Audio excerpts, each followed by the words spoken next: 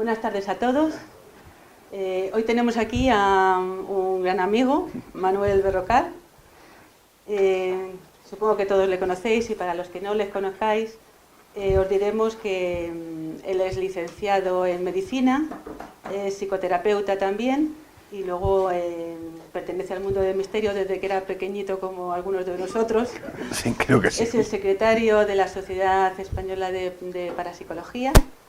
Y bueno, le gusta dibujar un montón, me consta. Ha publicado bastantes libros, yo lo he descubierto hace poco, que me regaló con unos dibujos estupendos también ahí en la dedicatoria. Y bueno, tiene muchas otras capacidades que las podéis descubrir con el tiempo si le tratáis como yo. Entre otras cosas, desde hace meses es un miembro de Divulgadores del Misterio, y también hemos constituido con él y con David Centinella la Asociación Cultural Agoramundi de este año, que bueno, a partir de ahí haremos muchas cosas y él nos va a ayudar en ello. Bueno, pues nada más, vamos a escuchar.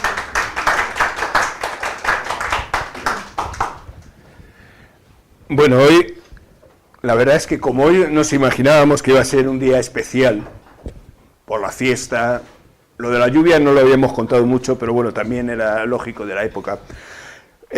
Buscamos una charla que se saliera un poco de la norma. Si os acordáis de la última que os di, aquella de el mundo más o menos de las organizaciones secretas en la época de Franco, que entre otras cosas sirvió para demostrar, bueno, lo que fueron 40 años de dictadura de señores que no tenían muy poco desarrollo intelectual. Pues hoy vamos a tratar otro de esos tópicos típicos que son el lado oculto de los cuentos infantiles. Por seguir la línea, vamos a dejarlo así. La realidad es que sobre este tema, bueno, os explico, la figura utilizada es en homenaje a Fede.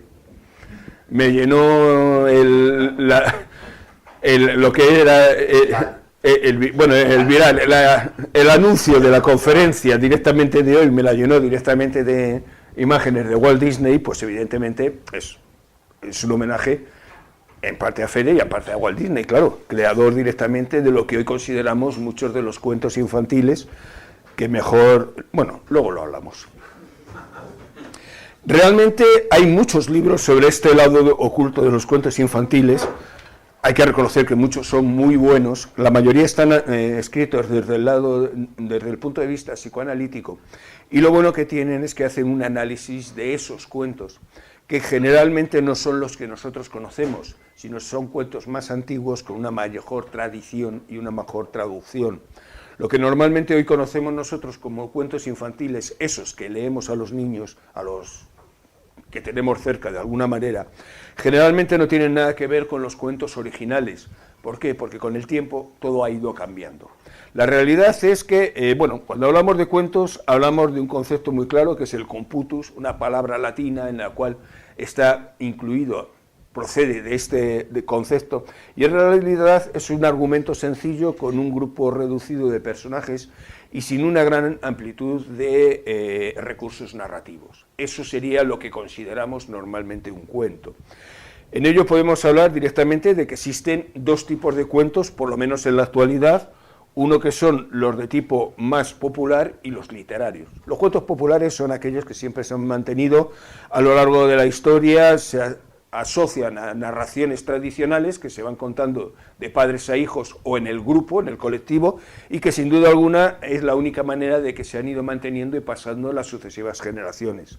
Cuando ya se establece un sistema literario, un sistema de escritura que de alguna manera es la base de lo que posteriormente los niños o los adultos pueden conocer, es lo que sin duda alguna va a constituir lo que hoy llamamos cuentos literarios, y que muchos de ellos han sido ya directamente escritos para ser transmitidos, pues eso, por palabras. En ningún momento han mantenido ya esa tradición popular, ¿no?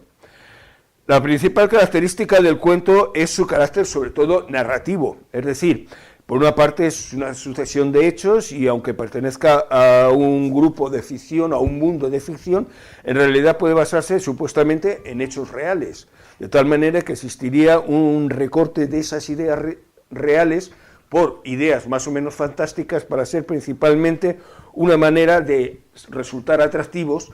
Y por encima de todo, un cuento tiene que tener dos características. Una, su estructura argumental, es decir, presentación o el nudo y un desenlace, y todo, por encima de todo, que sea de una manera muy breve. La brevedad es la segunda característica de un cuento por encima de todo. Si intentamos encontrar el origen de los cuentos, de lo que hoy podríamos llamar más cuentos, los cuentos tradicionales o los cuentos populares, en realidad vamos a empezar yendo a ese antiguo Egipto, que parece ser que nos pongamos como nos pongamos, es la base de toda nuestra cultura.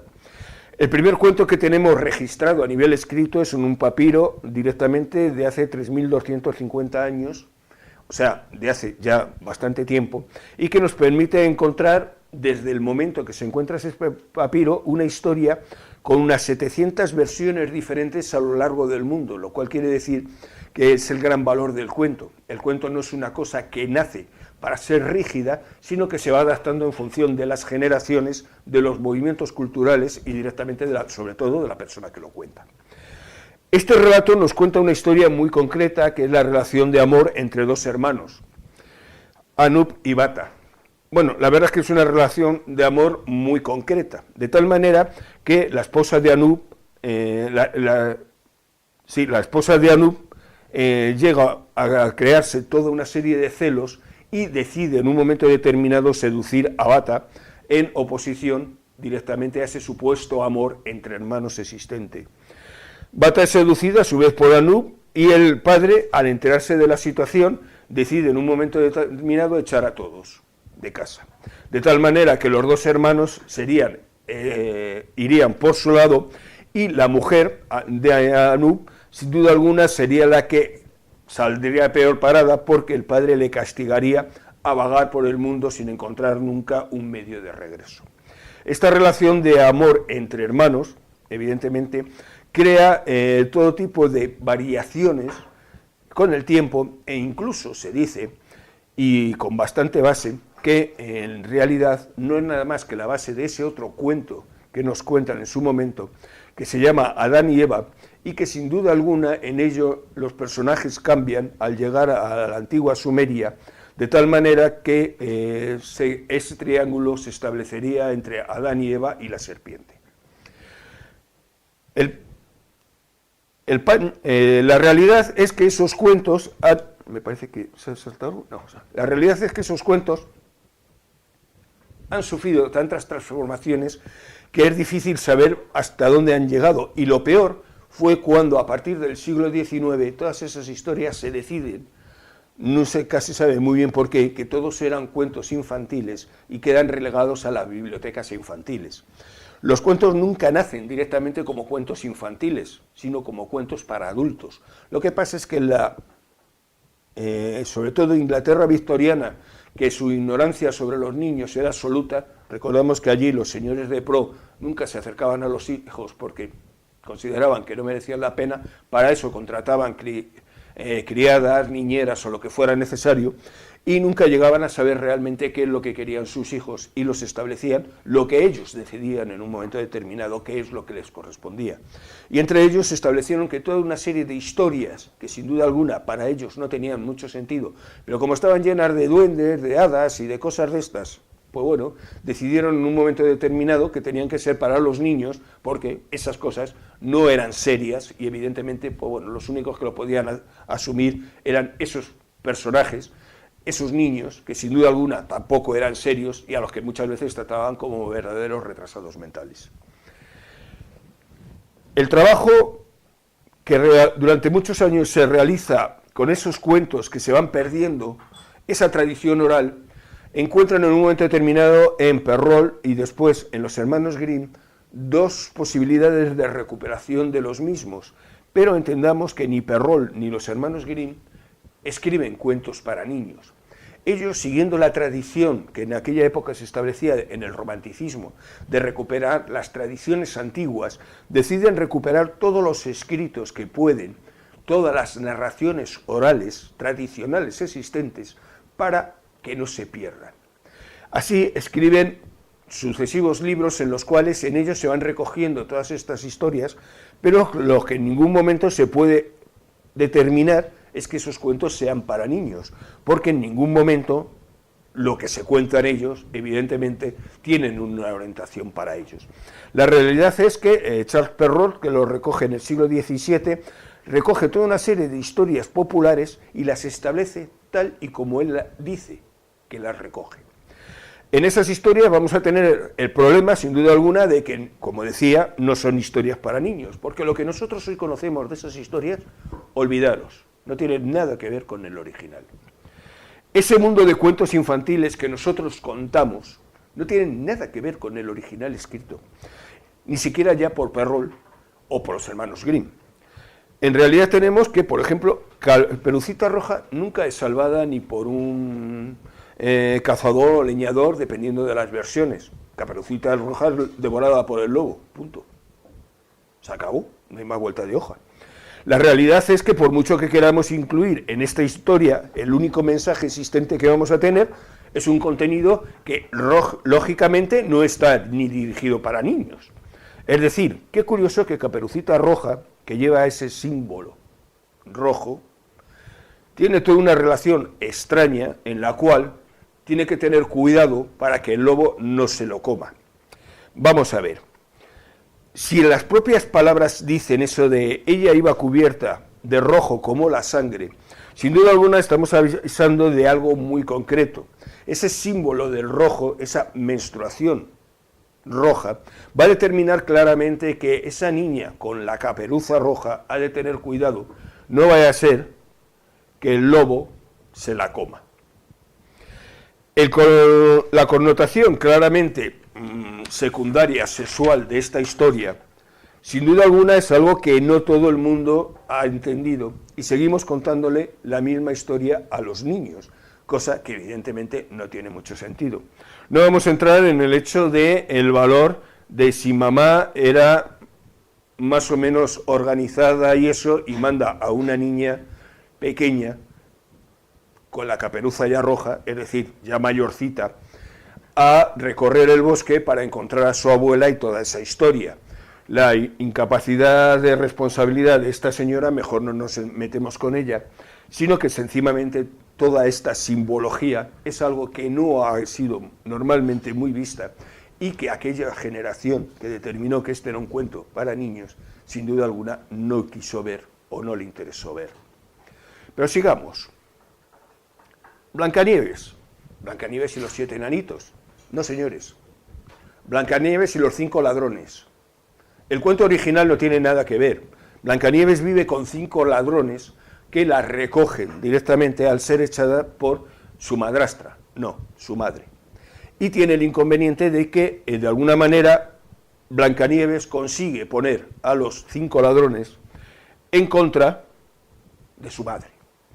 De tal manera que cuando acaba, en un momento determinado, creando esa situación, esa especie de grupo paramilitar con el que derroca a la reina, tras engañar directamente a esos señores, no vamos a decir en cómo, porque evidentemente en el cuento no lo cuenta, lo que sí está claro es que el cuento acaba de otra manera que no es habitual. No solamente consigue el apoyo de los 7 ladrones, de los 5 ladrones, perdón, sino del príncipe, que supuestamente se iba a casar con su madrastra, y que cuando en un momento determinado ella consigue a él convencerle, se casa con él y la madre es obligada a ponerse unos zapatos de metal puestos al rojo vivo y bailar hasta la muerte mientras los otros se casaban.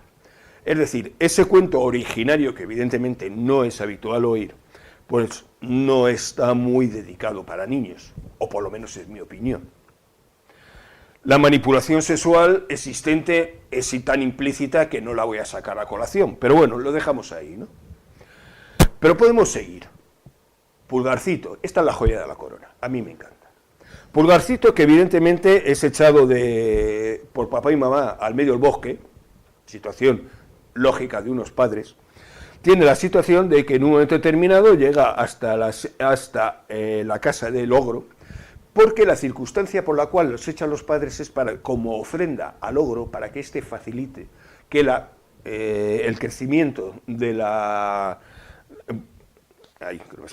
cosecha fuera mejor que el año anterior. Es decir, estamos hablando de una ofrenda de carne, punto y duro. Papá y mamá sueltan a los niños en medio del campo, del bosque, estos llegan hasta la casa del ogro y el ogro evidentemente decide que ya tiene el aperitivo. La realidad es que el ogro tiene esa situación y hay un paso concreto, y es que Pulgarcito, evidentemente, representante del género masculino, consigue liar a las hijas del ogro, a las 7 hijas, de tal manera que los hermanos duermen con ellas por la noche y antes del amanecer abandonan la cama, de forma que cuando el ogro va a la cama se encuentra la circunstancia de que ve 7 cuerpos, pero no los ve bien porque el sol al salir le deslumbra y directamente degüella a sus hijas. Es una historia de lo más dulce para niños. La realidad es que no vamos a entrar en explicaciones psicoanalíticas porque, claro, la existencia de, el honor mancillado de papá, de sus hijas, por los 7 hermanos, bueno, pues está implícito, tampoco quiero hacer alusión a él. Pero seguimos con los cuentos, esos cuentos tan tradicionales. Hansel y Gretel, la casita de chocolate. ¿Cuántas veces habéis leído este cuento y cuántas le habréis leído a algún niño? Papá y mamá golpean y directamente explotan con el trabajo a los hijos, a Hansel y Gretel, y ellos, hartos, deciden escaparse. Entre ellos, el tiempo que viajan en el bosque, tienen una relación extraña de amor, recordemos ese amor de los egipcios curioso, y llegan en un momento determinado a una situación en la que alcanzan el máximo placer encontrando esa supuesta casita de chocolate. La realidad es que en ella existirá una bruja que dice y que asegura que, bueno, que los va a engordar y todas esas cosas para comérselo. Si entramos directamente en una segunda visión del cuento, tendremos la idea de esos placeres, ese engordar, esa bruja que los quiere destruir. ¿De qué hablamos?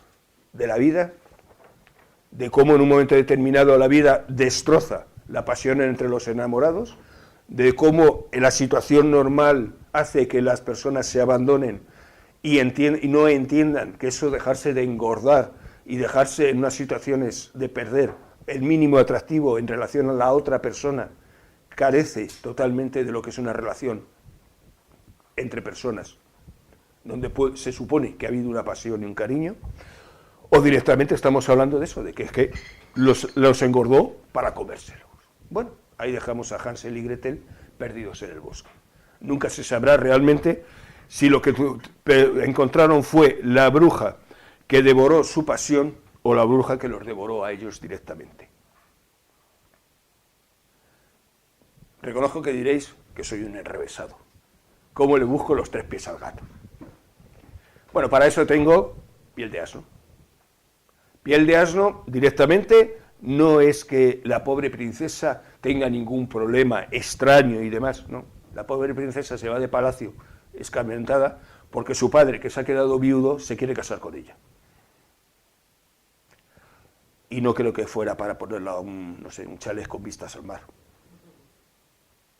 Entendámonos, piel de asno, se casa de casa de su padre porque evidentemente se quiere casar con ella. ¿Qué figura simbólica tenemos a nivel de la atracción del padre hacia las hijas, de la madre hacia los hijos? Todas esas historias que luego, cuando el pobre Freud vino y nos quiso explicar, fue considerado de todas maneras posibles, porque claro, una sociedad victoriana no podía entender esas cosas, aunque las practicara, pero no podía entenderlas. Cara al exterior no podía aceptarlas en ningún momento. Estamos hablando de una época en que una niña de 14 o 15 años era normal que se casara con un señor de 40 y tantos o 50 años. Estamos hablando de una cosa normal, cuidado. Hoy nos echamos las manos a la cabeza, pero claro, entendamos que nuestra cultura, por suerte, ha evolucionado bastante. Y aquel mundo que representaban los cuentos infantiles no tenían ningún sentido maligno o deformado en aquella época, cuando era lo normal en la sociedad. ¿Seguimos con cuentos? Ya lo sé, os los estoy destrozando todos. La Bella Durmiente. Qué cosa más bonita. El amor por encima de todo despierta a la doncella dormida. Pobre Bella Durmiente, tan perfecta y maravillosa que sus padres directamente la retienen, la meten en un cubil para que no entre en contacto con el mundo, porque dicen que va a haber una maldición, que durante 100 años dormirá. Cómo papá y mamá retienen a su princesita y no la dejan evolucionar ni crecer. Cómo en un momento determinado se crea toda una situación donde la princesita no es nada más que la esclava de sus necesidades y de sus intereses. Pero no hay ningún problema. La historia nos cuenta que vino el príncipe azul, la dio un beso y la despertó.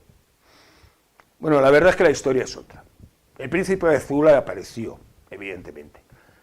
Y al verla tan bella y tan hermosa, lo único que pensó fue directamente en acostarse con ella. Se la pasó por la piedra, perdón por la expresión, y una vez tan contento el señor príncipe de haber realizado su actividad, se fue cabalgando con su caballo tan, bueno, pues como el clásico llanero solitario en el desierto americano. A los 9 meses, la Bella Durmiente da a luz a 2 hijos, gemelos. Y uno de ellos, muertos de hambre, evidentemente, se dedica a chupar del dedo. Se dedica a chupar del dedo donde se había clavado la astilla a su madre. ¿Por qué? Porque así al menos conseguía unas pocas gotas de sangre, que era el alimento que el niño tenía. A fuerza de chupar y chupar, consiguió sacar la astilla del dedo de su madre, y así la Bella Durmiente despertó. Y se despertó, pasados 100 años, con 2 hijos, sin príncipe, y a verlas venir. Porque como papá y mamá habían establecido que no podían en un momento determinado dejar a su hija crecer, sino que tenía que ser su eterna princesita, establecieron una situación que, evidentemente, la pobre Bella Durmiente pagó con el tiempo. Está claro que pagó. Y así podríamos seguir con todos los cuentos que queráis. Todos tienen un segundo mensaje, y un mensaje que, seamos sinceros, no se ha visto o no se ha querido ver. En todos ellos hay unas connotaciones claramente de relación entre padres e hijos, generalmente, que todos nacían de esa psicología equívoca que en un momento determinado a veces se crea de forma enfermiza entre ellos y que quedaba ahí reflejado y que venía de historias anteriores, pero no para contar a los niños, sino para que los adultos entendieran qué es lo que no deben de hacer. Pero esa parte se perdió en un momento determinado. La realidad es que Charles Perrault y los hermanos Grimm recogen toda una serie de historias que ya han sufrido toda una serie de modificaciones y que en el momento en que ellos las recogen ya no tienen mucho que ver con las historias originarias contadas. Aunque la crueldad era un elemento que claramente los padres decían a estos señores que lo habían escrito dentro de sus críticas, que era algo muy exagerado, la realidad es que tanto Perrault como los hermanos Grimm se hartaron de decir que ellos no habían escrito esos libros para los niños, pero los padres se empeñaban en seguírselos contando. Entonces, claro, el nivel de crueldad existente en ellos no era dirigido en ningún momento a los niños, era dirigido a esos padres que son los que realmente deberían haber entendido el mensaje de esos cuentos. Porque sí es cierto, los cuentos tienen un mensaje oculto. Es una historia que quiere, de alguna manera, enseñarte, pero hay que saber a quién van dirigidos. Los padres se empeñaban en que eran historias para niños. Había duendes, había seres del bosque, había lo que fuera. Había que determinar claramente que eso no eran cosas serias. Y como no eran cosas serias, no eran para adultos. Y lógicamente fueron retocándose cada vez más esos libros hasta el extremo de que, sin duda alguna, los hermanos Grimm encontraron que allí tenían un filón económico muy importante. Si los padres se empeñaban en leer esos libros a los niños, no iban a ser ellos quienes iban a perder el negocio. Entonces fueron poco a poco readaptando las historias a niveles más o menos aceptables dentro de esa situación particular que tenía en un momento determinado la cultura victoriana y la cultura de la época. De tal manera que si en un momento determinado papá quería acostarse con la niña, se buscaba la situación para que eso no tuviera sentido. Si mamá maltrataba a la niña, pues evidentemente pasaba a ser la madrastra, y punto. Se cambiaban las cosas y así las historias originales pues eran políticamente aceptadas en aquella época. Las connotaciones sexuales desaparecieron, quedaron, están implícitas, pero no quedaron de forma tan evidente. De tal manera que la Bella Durmiente, por ejemplo, pues bueno, tuvo la circunstancia de introducir el beso y la situación de que el príncipe, para tener los gemelos, antes previamente tuvo que pasar por vicaría. Pero esos pequeños cambios, sin duda alguna, no fueron importantes, porque nos pusiéramos por donde nos pusiéramos, ya había cosas que no eran vendibles. La imagen del incesto de los hermanos de la casita de chocolate no era posible venderlo, y aquello cambiaba de tal manera que todo se convertía en esa idea de que iban a ser el alimento de la bruja. Curiosamente, idea que evidentemente fue aceptado, aunque nunca se ha sabido muy bien por qué. Pero según vamos evolucionando, siempre hay alguien que mejora las cosas. Y en este caso nos referimos a Hans Christian Andersen. Hans Christian Andersen coge los cuentos de los hermanos Grimm y algún otro y decide de golpe y porrazo que ya son para niños. Los altera en función de todo lo que les interesa, los quita toda posible connotación de mensaje y lo convierte en lo que son los cuentos de este señor. Es decir, historias, muchas de ellas vacías de contenido. Y para mejorar lo mejorable siempre existirá alguien, evidentemente. Walt Disney es un personaje que al 100% hay quien le retiraría de la historia y al 100% hay gente que le considera uno de los valores más importantes de la historia. Sin duda alguna, Walt Disney nunca fue totalmente comprendido a nivel de su trabajo, por muchas razones, porque por encima de todo, cuando hablamos de Walt Disney, no hablamos de Walt Disney, sino hablamos de los estudios Disney. Es decir, Walt Disney tiene una influencia muy importante en sus primeras películas, estamos hablando hasta Dumbo, y luego posteriormente Disney de alguna manera se desentiende del mundo del cine animado y se mete en ese otro sueño que tienen, el de crear grandes superficies para la diversión de los niños, en Disney World y cosas por el estilo. El estudio Disney queda en manos de toda una serie de personajes, algunos de ellos francamente de terror, que él solamente considera que lo importante es hacer dinero a costa de lo que sea.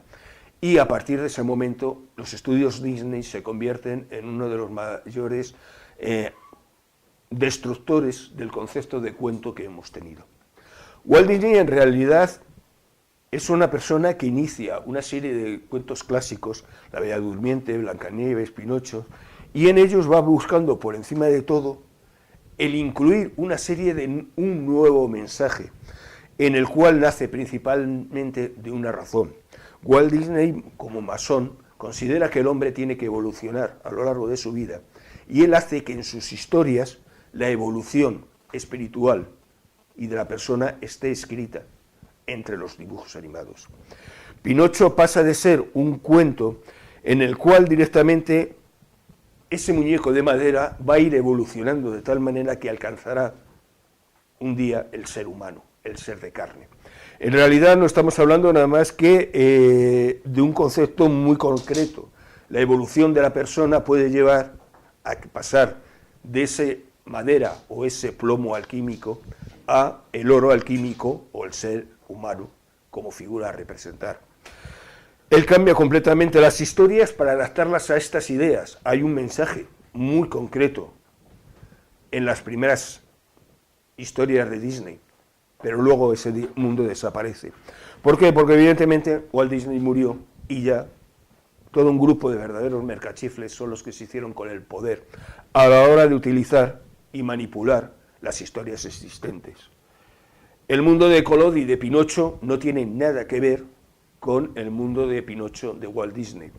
Lo cierto es que el Pinocho de Collodi evidentemente era un muñeco insoportable, maleducado, vamos, que cuando directamente le cuelgan al final de la historia, porque Pinocho muere colgado, todo el mundo lo entiende, porque ese personaje era sencillamente odioso. Y sin embargo, Disney consigue crear un personaje al que a todos nos ha emocionado en un momento determinado.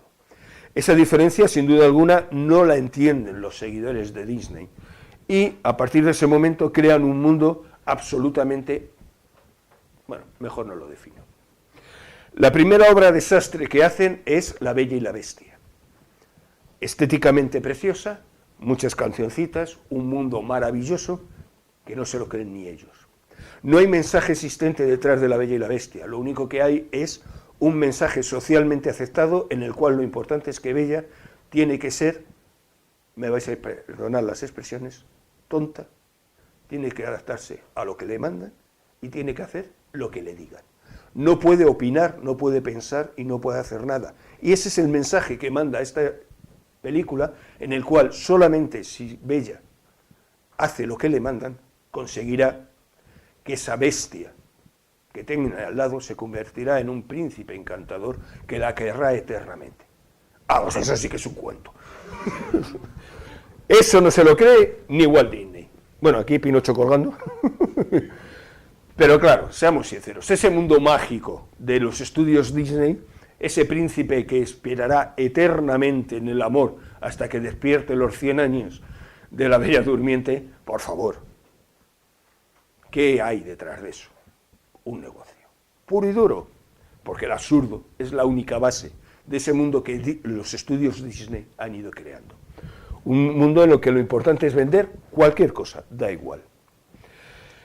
Pero la realidad es que podemos hablar, un segundo que me perdido, podemos hablar directamente de que el cuento tiene ese mensaje. Esos cuentos originales que nosotros ya no conocemos y que sin duda alguna han invadido el mundo del cuento tradicional hasta el extremo de que hay por ahí un libro que habla de las tradiciones en Extremadura y que recoge toda una serie de supuestos cuentos orales, y en él yo he leído la versión de Blancanieves y los 7 enanitos de Disney. Es decir, la influencia de este mundo ha llegado ya a ser tan nefasta que incluso aquellos libros que hoy se escriben queriendo recuperar lo que fue la tradición no pueden separar en un momento determinado la realidad de la tradición existente con lo que hoy en día damos por base que es.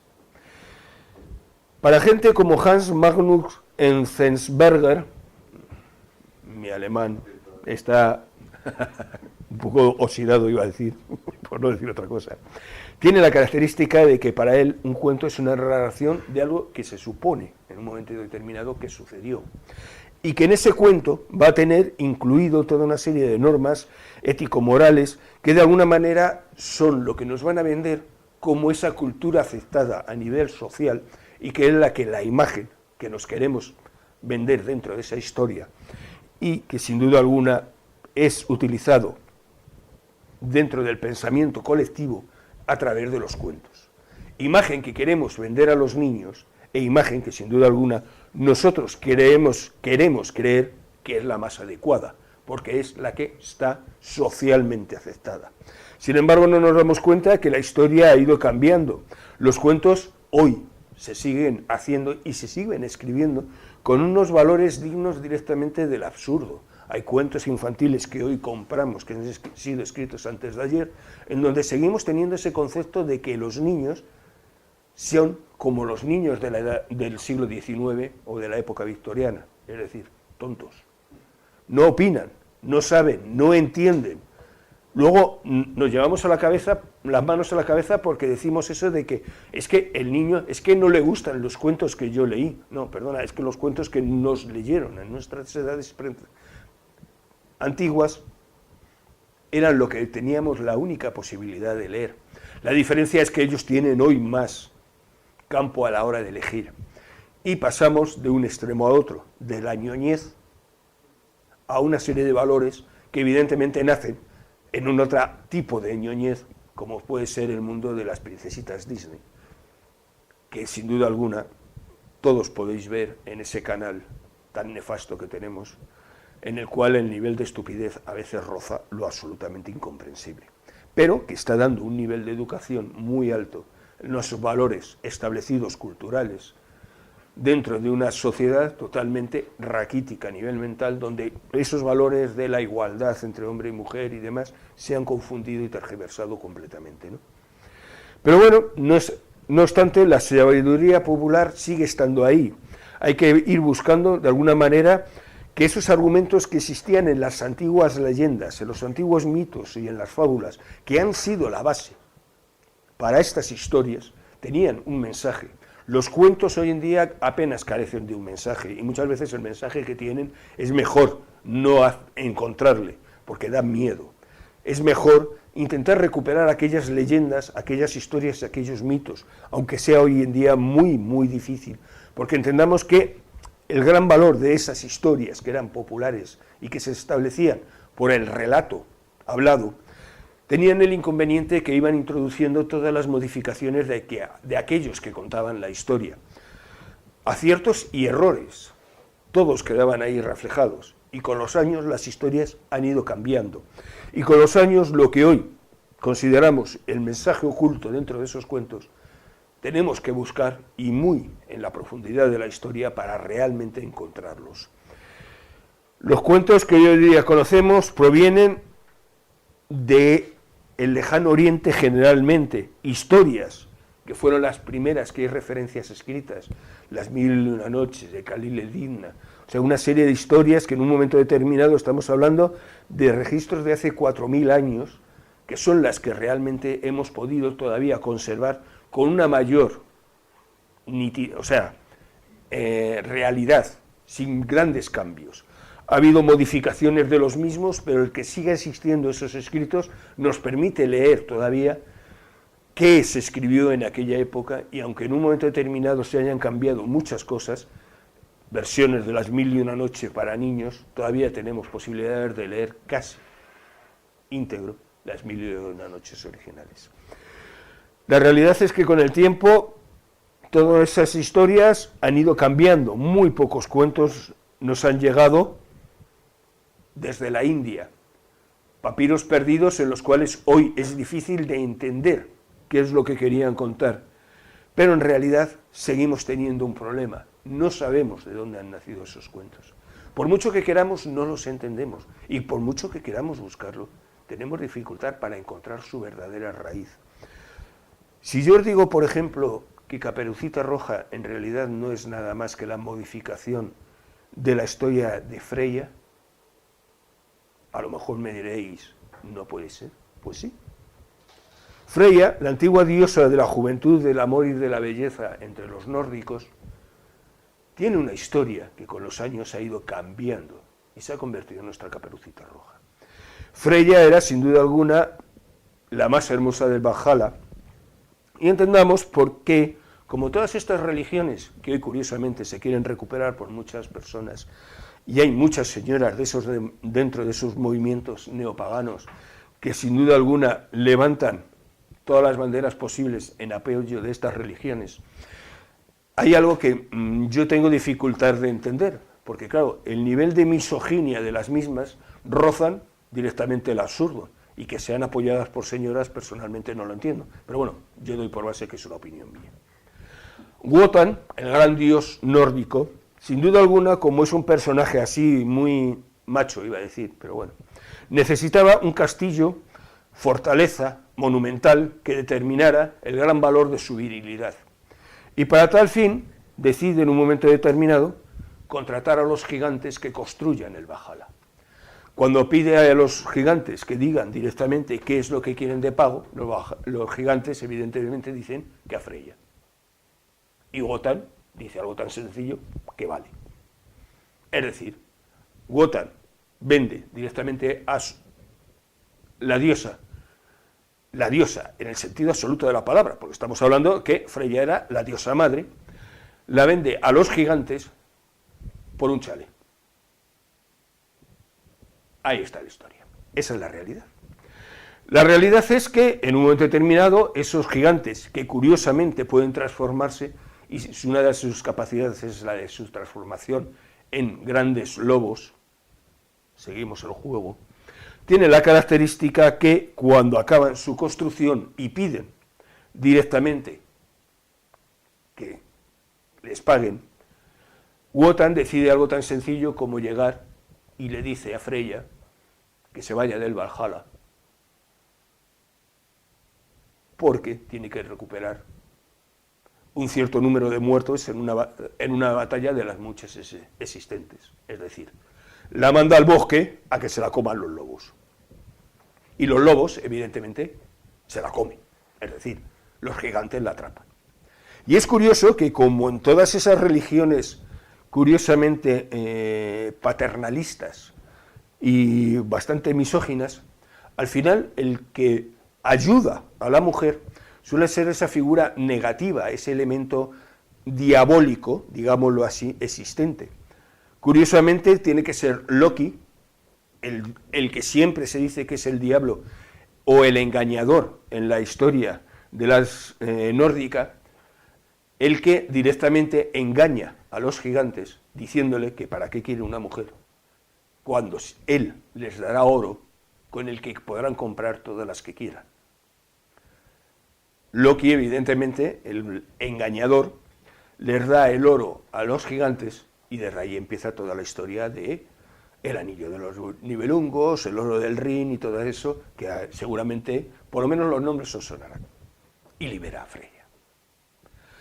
Esa liberación, esa historia originaria, han pasado muchos años y han llevado directamente a una historia diferente, una historia para andar por casa, una historia aceptada a nivel del catolicismo existente, porque claro, no podíamos hablar de la historia de Freya, podíamos hablar de la historia de Caperucita Roja. Y la historia llega hasta el extremo que el manto de Freya era rojo, para que no se manchara con la sangre de aquellos que habían caído en la batalla y a los que ella iba a buscar, para llevarlos al más allá. La historia ha cambiado mucho. Sin duda alguna, lo que hoy sabemos de cuentos no tiene nada que ver con las historias originales, a saber de dónde han nacido, porque el seguirlas y el perseguirlas es completamente hoy casi imposible. Las manipulaciones a lo largo de la historia, bueno, ya hemos ido viendo lo que hoy nos han contado y las diferentes historias que hemos ido viviendo. La realidad es que hoy, sin duda alguna, la sociedad ha cambiado y deberíamos cambiar esos cuentos. Porque ya que se han cambiado tanto, ¿por qué no los cambiamos una vez más? Cambiémoslos y hagamos cuentos para nuestra época. Entendamos que los cuentos hay que reescribirlos. Y hay que empezar a sacar todas esas ideas que están metidas en ellas, nacidas de épocas anteriores, en las cuales, creyendo que eran para niños, se utilizaron cuentos que sin ninguna duda no eran para ellos. La historia hay que cambiarla. Y el cuento hay que cambiarlo. Y si hoy en día la situación es una sociedad igualitaria, dejemos de contar historias de príncipes machistas. Y nada más.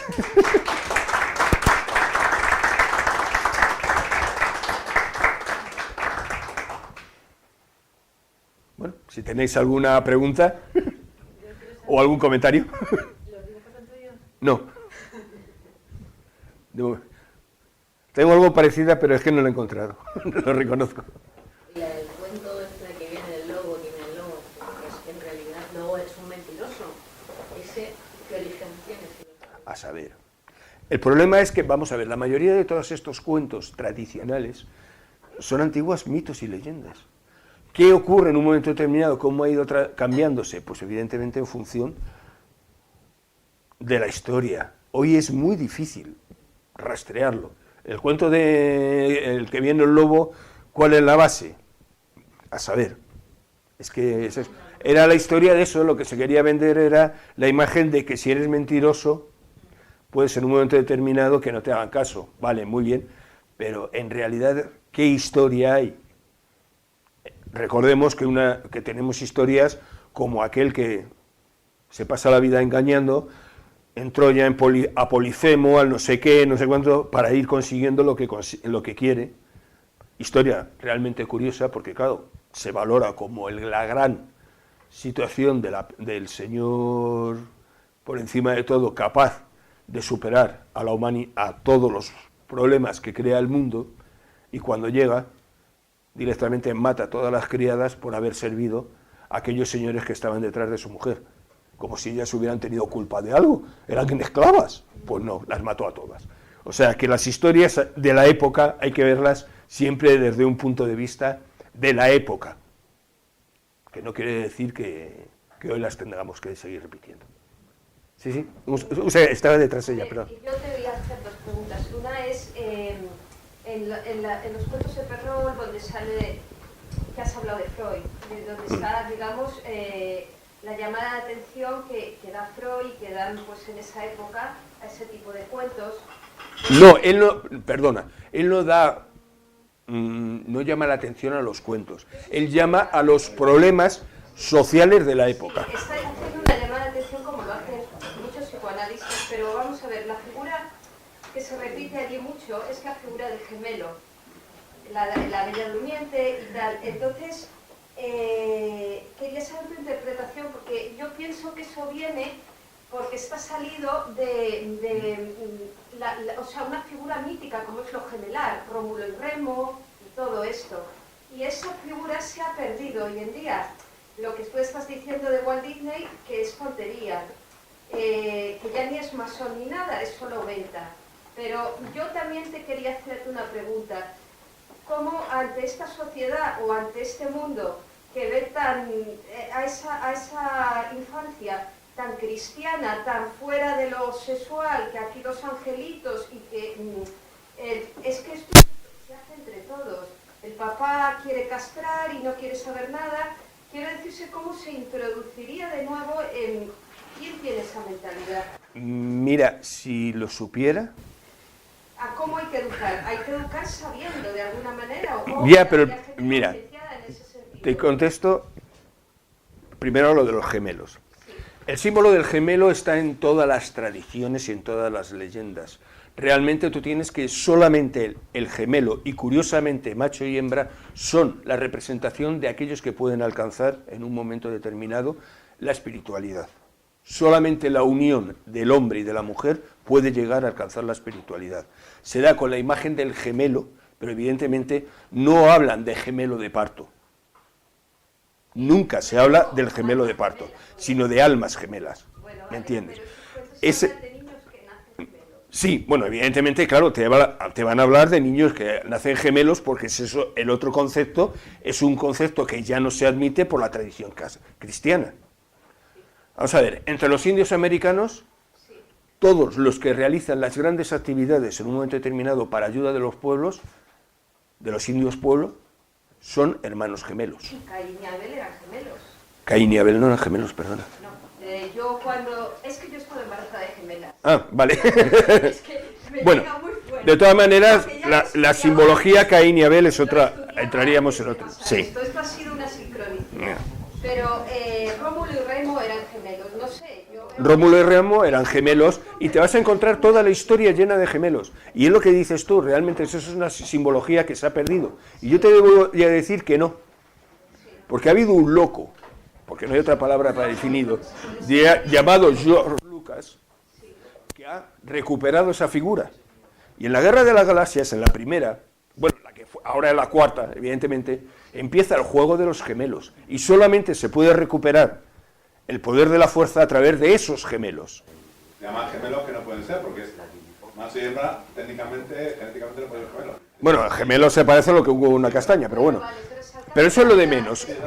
Claro, estamos hablando de eso. O sea, ¿por qué Lucas hace eso? Porque Lucas hace un curso de filosofía, de mitología comparada, en un momento determinado, antes de entrar a meterse a la escuela de cine, porque tiene un tiempo de 6 meses perdidos y no sabe qué hacer, y se mete en eso. Y descubre a un señor, que es Joseph Campbell, que ha escrito un libro, varios libros, y uno en particular, que es Las 1000 caras del héroe, que es una absoluta maravilla, y que te introduce mucho en todo este mundo de la mitología. Pero él lo hace desde el lado de decir, no vamos a hablar de cuentos, vamos a buscar las mitologías originales.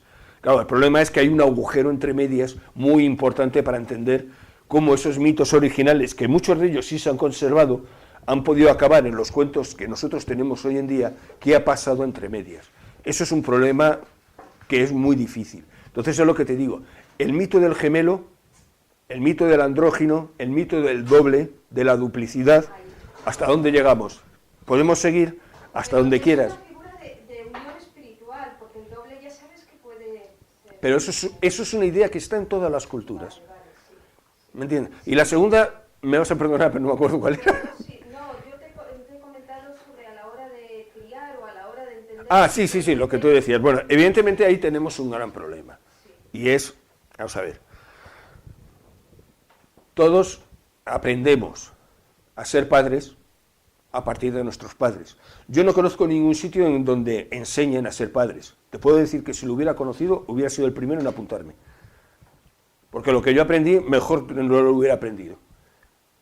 Y ese es el gran problema. Nosotros repetimos los mismos errores que han cometido nuestros padres. A veces sale bien, pero muchas veces, hombre, yo te digo directamente, si eso funcionara tan bien, el mundo no estaría lleno de psicólogos, psicoanalistas, psicoterapeutas, dadores de lo que quieras, todas estas maravillas que cada 15 días sale una nueva, que quede muy claro. No, y es verdad, ¿por qué? Porque en realidad la mayoría de ellas la base es la misma. Pero claro, ¿qué buscan? De alguna manera que tú te encuentres contigo mismo. ¿Por qué? Porque ha habido toda una serie de procesos que te los han enseñado en el mejor sentido de la palabra y con las mejores intenciones, ¿me entiendes? Y que son una línea castrante para ti. Es que la evolución espiritual, o sea, el que haya una vertiente sexual muy fuerte en estos cuentos de crecimiento, el crecimiento espiritual tendría que estar unido a la parte sexual. Es un concepto como muy parecido. Claro, pero eso dentro de nuestra cultura es una aberración. Si tenemos, por ejemplo, algo tan sencillo que aquellos que son representantes del elemento espiritual, es decir, los sacerdotes, no pueden tener actividad sexual, no pueden tener una vida sexual, no pueden, que no quiere decir que no tengan una vida sexual, evidentemente ahí ya hay un problema muy difícil. O sea, tú entras en cualquier filosofía oriental y en ellos la sexualidad es tan importante como el poder comer. Sin embargo, nuestra cultura, ¿en qué se fundamenta? Si comes, gula. Si te diviertes, no sé cuántos. Si tienes sexualidad, también pecas. Si no sé qué, vamos, no pusieron, si respiras, estás pecando de milagro. Pero vamos, cualquier día, yo todavía me lo espero. Pero es la realidad. O sea, nuestra cultura es una cultura que ha ido cada vez más castrando la libertad y la ilusión de la gente. Y esa es la realidad. ¿Por qué? Porque somos más manipulables. Entendámonos. Y entonces es lo necesario. Hay una frase que dice claramente y que si tú quieres manipular a alguien, lo primero le tienes que hacer creer en algo que sea imposible. Y a partir de ese momento le tienes controlado. Esa es una frase que suelta una persona, no me acuerdo ahora cómo se llama, en contra de la Iglesia Católica. Si tú eres capaz de creerte algo como que un muerto es capaz de resucitar, a partir de ese momento ya les has entregado todo tu raciocinio a esa persona. Y a partir de ahí te pueden manipular en lo que quieran. Las religiones de libros juegan con la manipulación de la gente en función de eso. Te dan una serie de dogmas increíbles que tienes que tragártelos como dogma de fe y a partir de ahí te tragas cualquier otra cosa, claro. Es un sistema de manipulación y eso es el sistema que fundamenta nuestra cultura. Hans Krug, no me salía el nombre. Una de esas personas que va directamente de teólogo, pero la Iglesia no la acepta, evidentemente. ¿No Sí. nos habla una de las fábulas? Ahora te lo contesto, dime, es que estaban detrás. Es que no la he visto. La pregunta es sobre la historia primigenia que luego deriva en Blancanieves, ¿vale?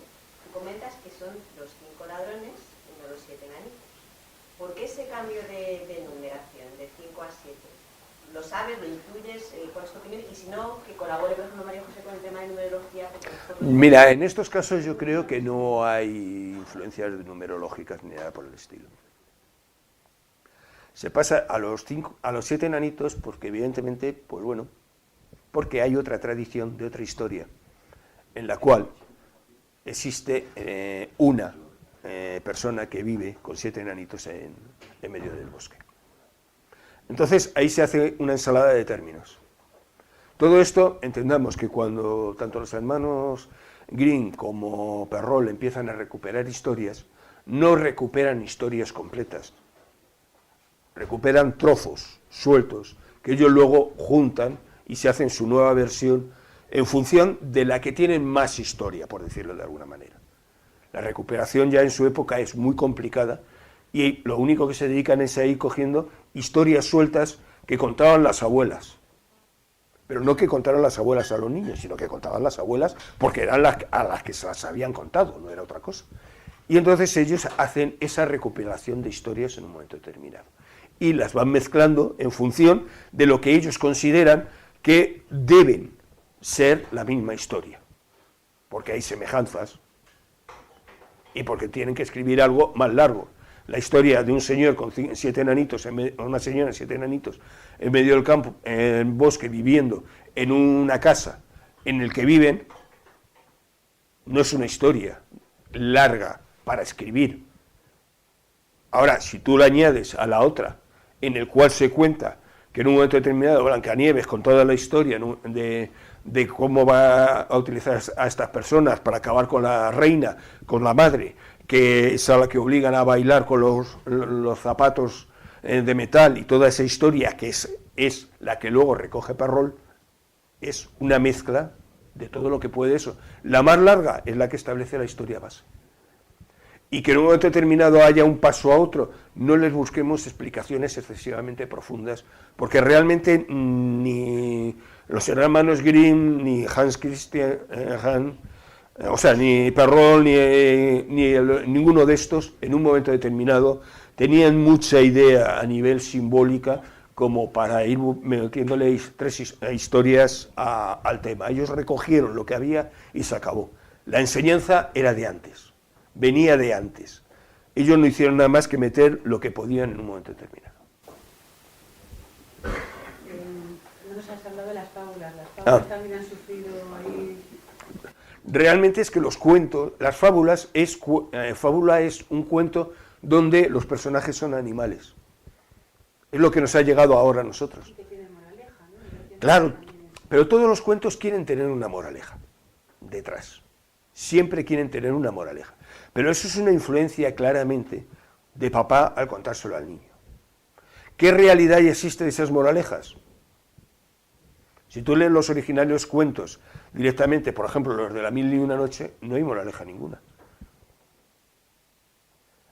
No tienes moralejas de decir, es que si eres bueno conseguirás. No, si va haciendo cosas porque las va haciendo, porque es el más alto, el más guapo y el más rubio, y es el mejor guerrero y punto. Una historia tradicional como la que te puedes encontrar en un momento determinado con los cuentos célticos, lo mismo. Pero no hay una moraleja. Si tú te lees, por ejemplo, los cuentos célticos, los originales, en ellos no te cuentan que fulanito fue el gran héroe que consiguió y demás. No, no existe una moraleja. Es alguien que hizo una serie de cosas, ¿por qué? Porque tenía que hacerlas. Porque entendamos que el héroe, cuando realiza una actividad, no realiza una actividad por hacer el bien o el mal. Cuando tú entras en el mundo de la mitología, el héroe, cuando hace un acto, es para recuperar algo que el colectivo necesita. Es algo muy concreto.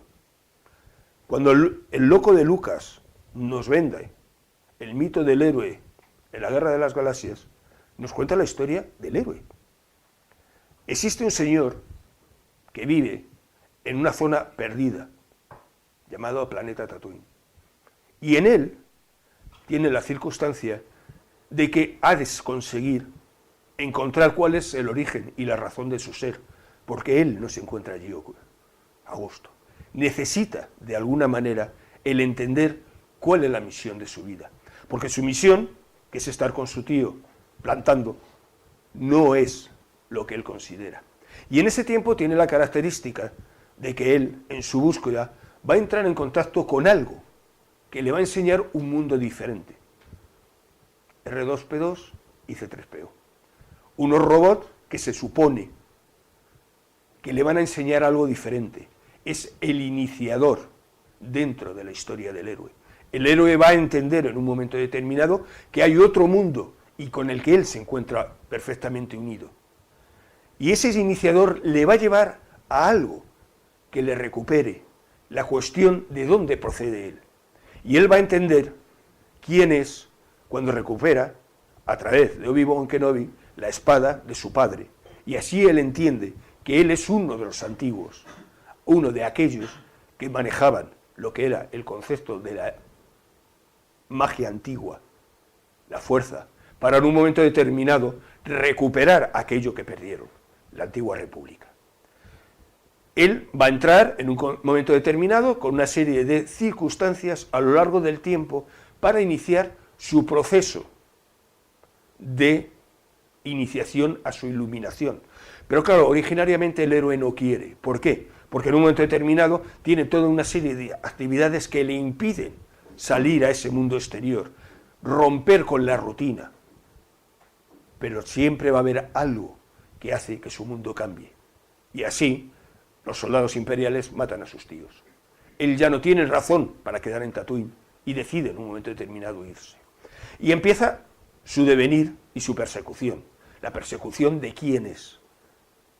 Y así encontraremos que en un momento determinado él encuentra que existe todo un proceso mágico y que necesita entrar de él porque él es un iniciado en él.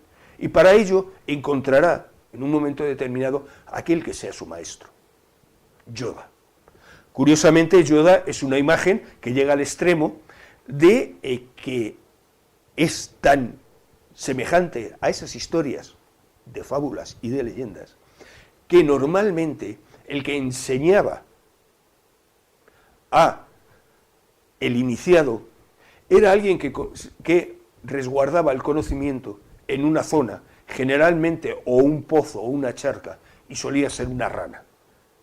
Si Yoda no es una rana, que venga Dios y lo vea. ¿Y dónde vive? En un mundo pantanoso. Y desde allí, él inicia su preparación. Pero tiene que haber toda una serie de historias. ¿Por qué? Porque lo primero, el iniciado, lo primero que tiene que enfrentarse es a la figura de su padre. Porque su padre, la cultura, aquel que le retiene, él tiene que reventar o de alguna manera sobreponer esa figura. Y solamente lo podrá entender en un momento determinado si él vive una situación que es enfrentarse a su padre, pero dentro de sí mismo.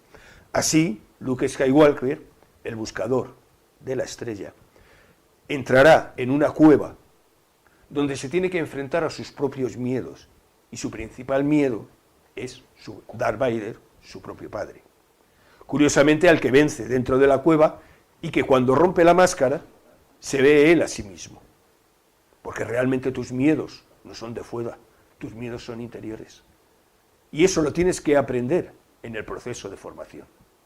Hasta que no consigas vencer tus propios miedos, no iniciarás tu camino. Y no serás ese buscador de la estrella.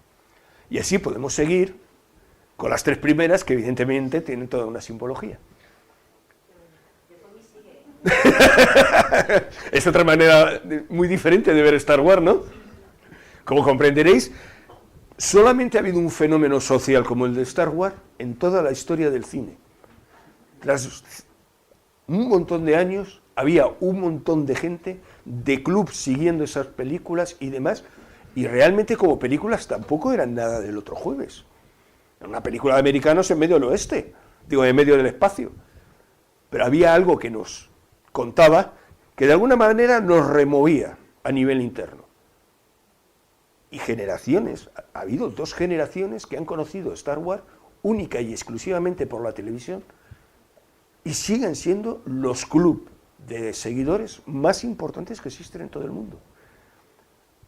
Hasta ahora, claro, ahora lo ha comprado Disney y lo siento, ya no, mejor no decimos nada. Pero la realidad es esa. Hay una historia dentro de esas 3 películas en las cuales directamente es eso, y seguimos. Curiosamente, solamente la iluminación se podrá hacer de una manera, encontrando a su gemela. Juntos entenderán cuál es el proceso a seguir. Y entre ellos tendremos al eterno amigo que tiene que apoyar directamente esa evolución y que, partiendo de ser alguien sin importancia, acabará siendo uno de los elementos principales porque su apoyo significará esa evolución para aquellos que han sido elegidos. Han Solo. Si leéis El Señor de los Anillos, ¿quién es más importante? ¿Frodo o el pobre Bilbo? No, Bilbo no, Sam. El que es capaz de apoyarle hasta el último momento.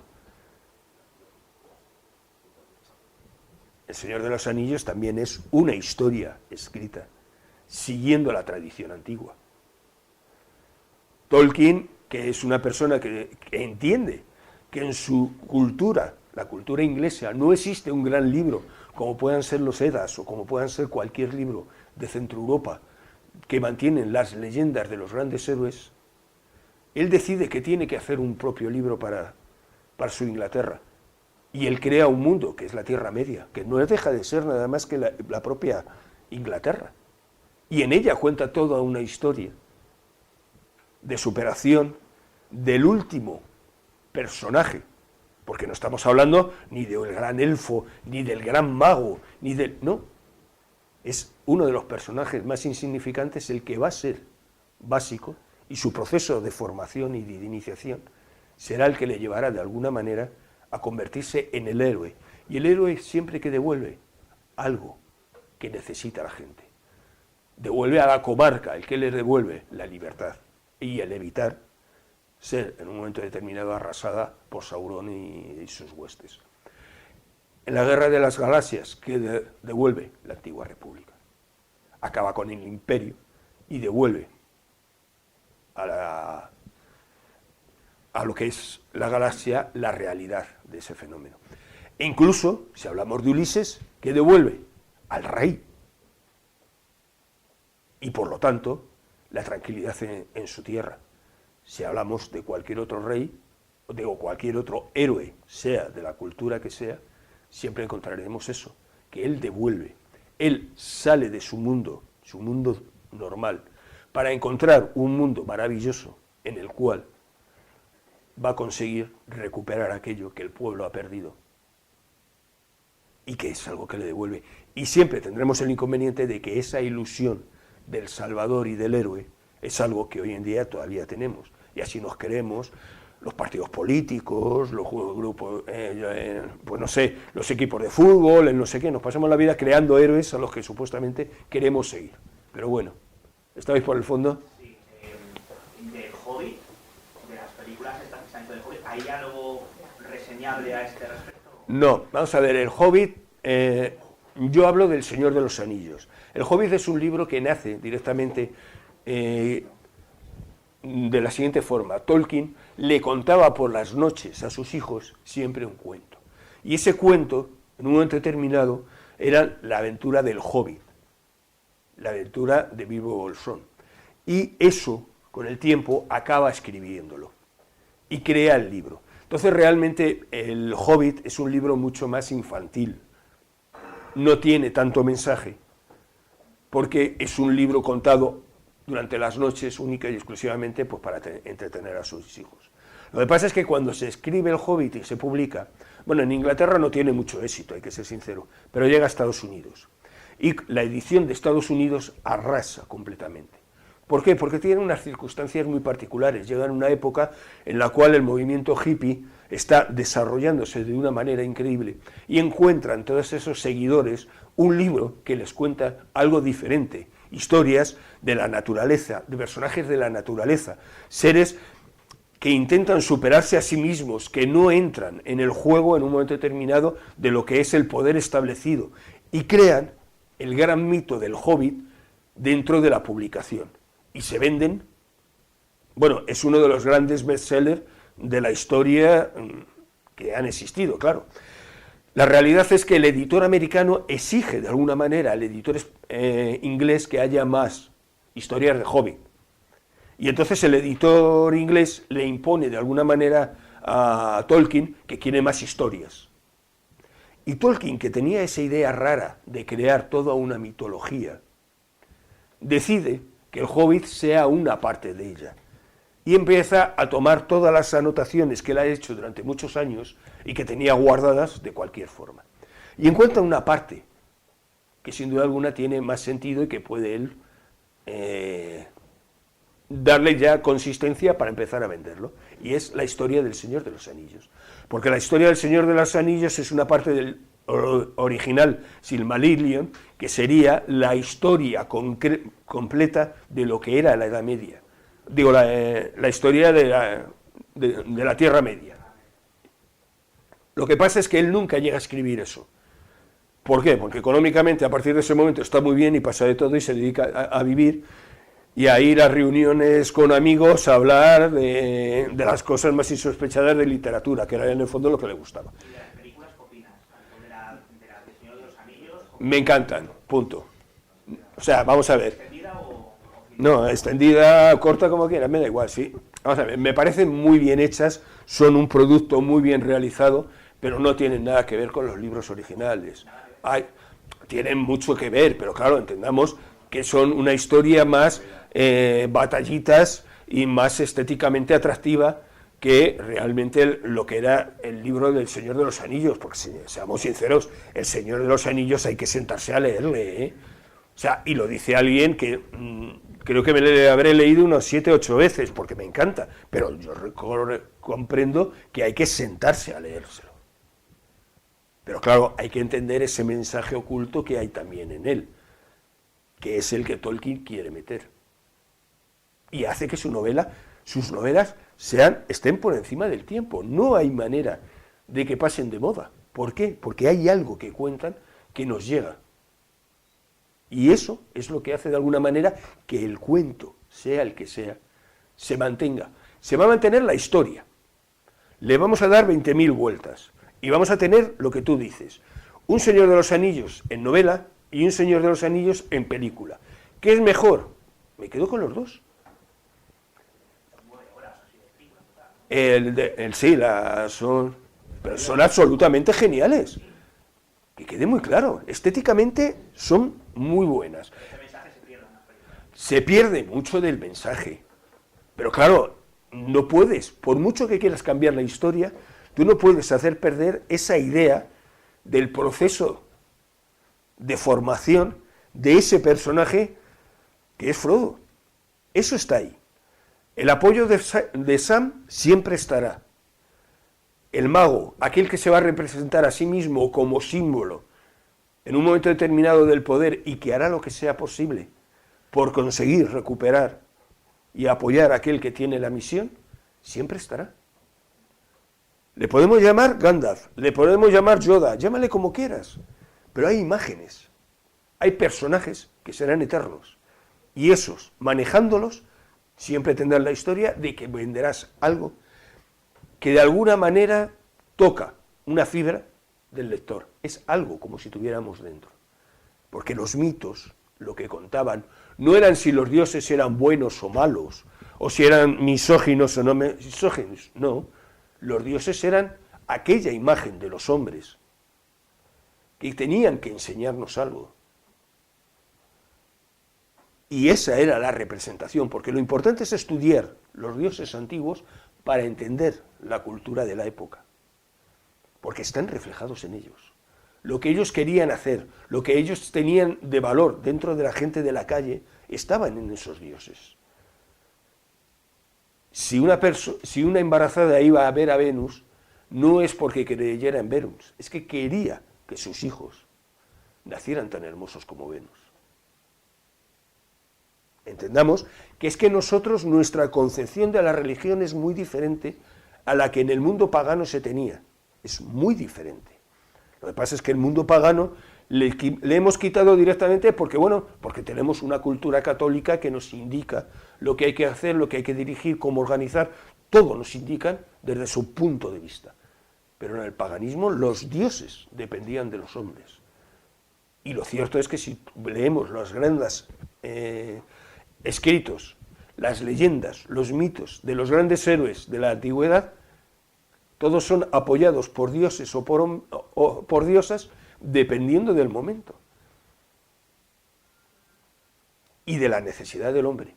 Es decir, nosotros tenemos que ser apoyados por nuestro andrógino, nuestra parte masculina y nuestra parte femenina, dependiendo de la circunstancia. Y eso es lo que tenemos que entender.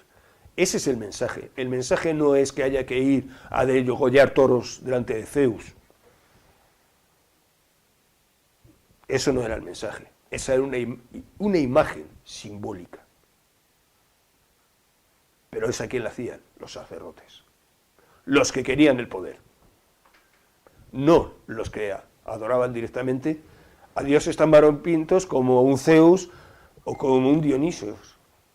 El poder por encima de todo, con el miedo establecido desde arriba, y el vivir la vida, directamente la felicidad y la relación entre la gente, eran los dos extremos. Y los dos extremos estaban en la religión. A nosotros nos han quitado la vida, nos han dejado solamente el miedo. Pero bueno, eso es otra historia. Pero no todas las culturas han sido así. Por ejemplo, la India americana no tenía dioses, ni los cuentos eran así. Claro. No sé, pero te quiero decir que eso es algo diferente, no es que toda la humanidad la haya hecho igual. No, evidentemente no. Cuidado. No o sea, yo estoy hablando de nuestra cultura. Ojo, de nuestra cultura. El indio americano no tiene nada que ver. Vamos a ver, todos los grupos... Hay cuentos que no han sido manipulados, ni tienen el típico cuento. Por suerte hoy en día... Pero es que claro, por suerte a nosotros nos están llegando todos los cuentos que son exteriores. Los de los indios americanos, muchos hinduistas, muchos árabes, a nivel de Japón, a nivel de China. ¿Por qué? Porque la influencia católica no ha existido hasta muy tarde. Entonces, en un momento determinado se ha podido conservar cosas de ese tipo. Tú consideras, por ejemplo, que es que realmente la tradición de Japón, las leyendas japonesas, son absolutamente enfrentadas a las nuestras. No tienen nada que ver. ¿Pero por qué? Porque es que realmente los jesuitas llegan a finales del 19, principios del 20.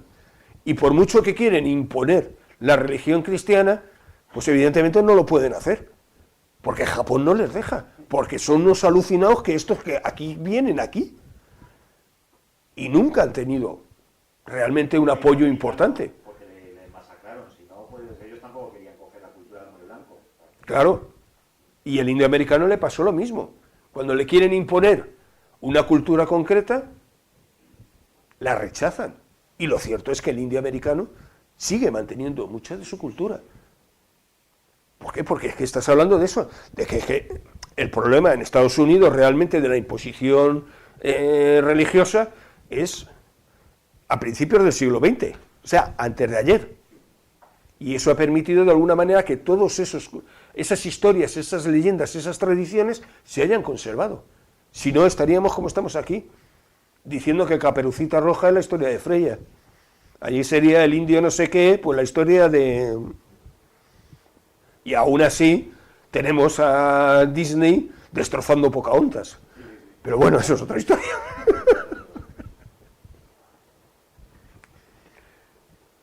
Bueno, ¿tenéis alguna pregunta más o damos permiso para que os vayáis a fumar? ¿Cómo lo sabes? Que ya nos conocemos.